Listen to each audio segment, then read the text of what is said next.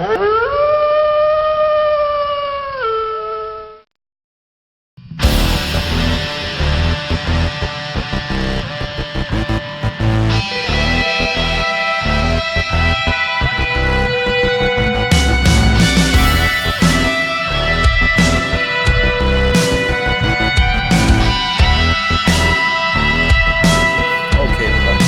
in. It's Monday. We do have some really exciting news. Well, I guess it depends on what you consider exciting news, but we have made a signing. You probably all know by now who it is. But let's start off with another outgoing that we had today. Anthony Robinson has joined Wigan Athletic on a permanent deal. United States international. Saw him a little bit against the Karabangi Sharks. I don't know if Marco just saw that he was too hesitant, not very creative, looked to always be trying to play the safe ball, but maybe that was just a run out to get him fit. And maybe, if they were watching, if there were scouts there or whatever it was, but he's gone. Looked like he was going to be fourth string left back, maybe even, playing in the under 21s, under 23s again. You're not going to get in over Luca, you're not going to get in over Bainesy, you're not going to get in over our new signing now. So, bon voyage to Anthony. Wish him all the best, and hopefully he can be a part of a Wigan team that gets promoted. Always a possibility, right? But the big news, we all know what we want to hear about. This man, Fabian Delph, 29 years old, two-time back-to-back, two-time winner of the Premier League at Manchester City, is signed for 10 million euros or 10 million pounds. Either way, great piece of business for Everton. Utility player, could play left back, can play central midfield, could probably play in a back four if all hands were needed on deck at some point, but hopefully it never gets to that point.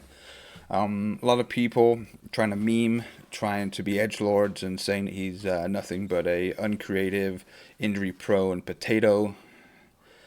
I'm not buying that. Some of our own supporters, of course, saying this isn't ambitious, this isn't a marquee signing, this is not what we want, but I think people lose sight of that we're trying to build a squad and that our squad actually lacks depth. It lacks a certain type of leadership. It lacks a certain type of winning mentality, and you can't just go out and buy your flashy Richarlisons and your flashy Bernards and your sexy Andre Gomez and all. Sometimes you have to just bring in players like we bought in Gareth Barry, like the Copites bought in James Milner. Sometimes you just need someone to come in that knows their business, comes in 100% every day. Also people were mocking him and saying, well, if he has ambition and he wants to win things, why is he going to Everton? Laugh it up, joke it up, do whatever.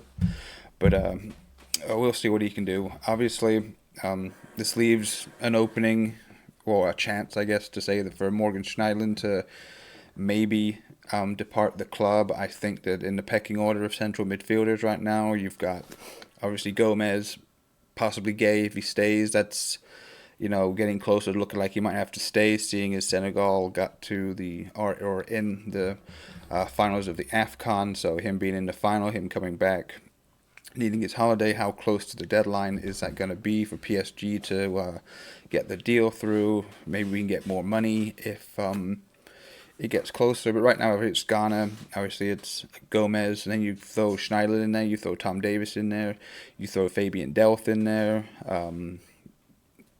So if Morgan wants to leave, I think we're pretty good. And even if Ghana wants to leave, we can bring in another player, hopefully, if that happens. But either way, I think we're pretty much set in the midfield now. So I'm looking forward to it. Hopefully he gets to train all week. Hopefully he's fully fit. And we can see what he can do against Monaco on Friday. In other news, these two, Balassi and James McCarthy, have been linked, possibly with a move to Tyneside with Newcastle. Steve Bruce, I don't think at the time the recording of this video has been assigned or has been given the Newcastle job. I know that he's left Sheffield Wednesday, but we'll see. Hopefully we can get these two off the books. That's like 120, 130 thousand pounds a week off the wage bill. That's always something we want to look forward to.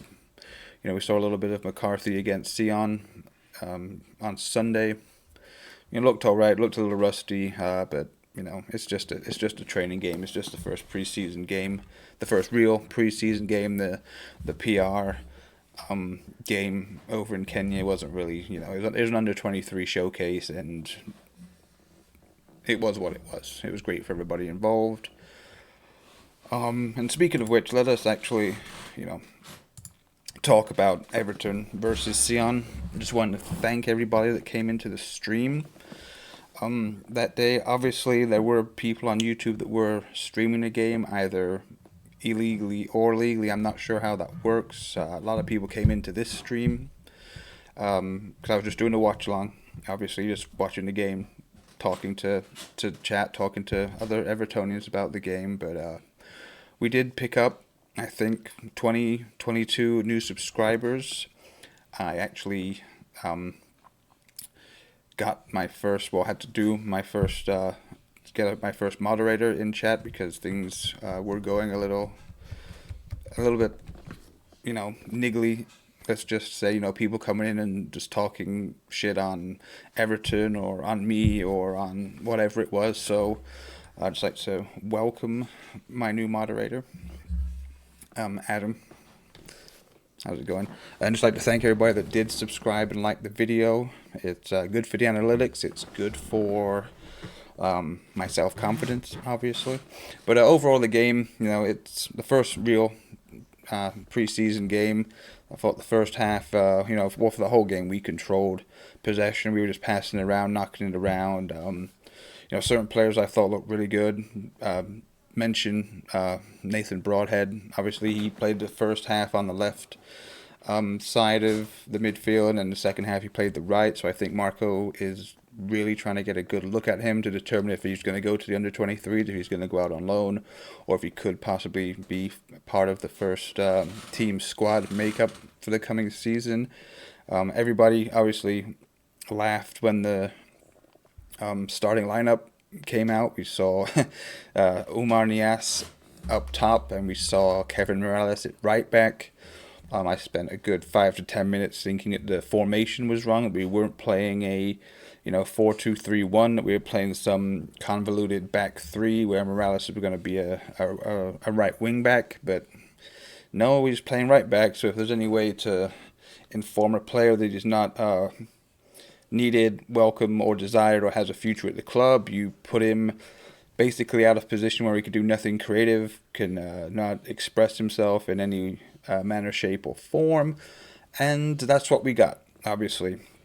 The one thing I would take out of the preseason game was that we are completely inept at the top of the pitch when we don't have Dominic Calvert-Lewin and we don't have Richarlison or Cenk Tosun even in the matchday squad. Umar, bless his little heart, he works his socks off and he smiles and he has great endeavour, but obviously, like we all know, he's not a Premier League player. He's not a player that should be playing at Everton. He doesn't fit our formation. He doesn't fit our style. So, glaringly obvious that we were lacking up front. I thought that Andre Gomez also had not a good game, but I think he showed things that he needs to improve on for this season. There was a couple of times he picked the ball up around the halfway line and just went, shimmied, dodged, left players in the dust and got to the 18-yard box in like 3 or 4 strides. A couple of passes were a little heavy, and so were some of his long balls over the top. But overall, I thought he had a great game and he looked good. At the back, pretty solid. Lurso didn't have any problems in goal. Pickford didn't have much to do. So yeah, the second half though, we saw Bernard, we saw Luca, Dean come on, Sigurdsson came on, Lewis Gibson came on, Fraser Hornby came on, and I think most of those players were decent. I thought that Luca and Bernard showed glimpses of their partnership from last season. The great overlapping runs by Luca. Bernard always trying to get on the ball, always trying a little bit of trickery. Sigurdsson doing what he does. Neat, tidy, creative, hit the bar, hit the post. And I guess the only thing two disappointing things about the game were, one was Bernard's not so clinical finish. Overhit ball by Gomez, I believe. Broadhead brought it down, got his head up. A very intelligent ball laid off to Bernard, but for some reason he decides to try and place it right beside the keeper's feet, so it kind of an easy save. That should be top bins, right, or just put your foot through it. And then the penalties. I mean, one of those handballs should have been a penalty, right? But at the end of the day, 0-0. Everybody got their fitness. Everybody got a run out. Marco got to look at new players, or got to look at players and see if they were going to improve him, yada yada. We all know how preseason gets. And that's about it. But again, I'd like to thank all of the new subscribers that are in here, that hopefully are watching this, and will continue to watch and support the channel. Lots of people on Sunday were asking me what my Instagram was. I didn't have an Instagram up until yesterday, but now I do. So if you use Instagram, the Mr. Archer is obviously my handle. Is that what they call it? A handle on Instagram. And if you're new to the channel, welcome. Please like, please subscribe, please tell other Evertonians about this. And that's it for today. I'll be back tomorrow. So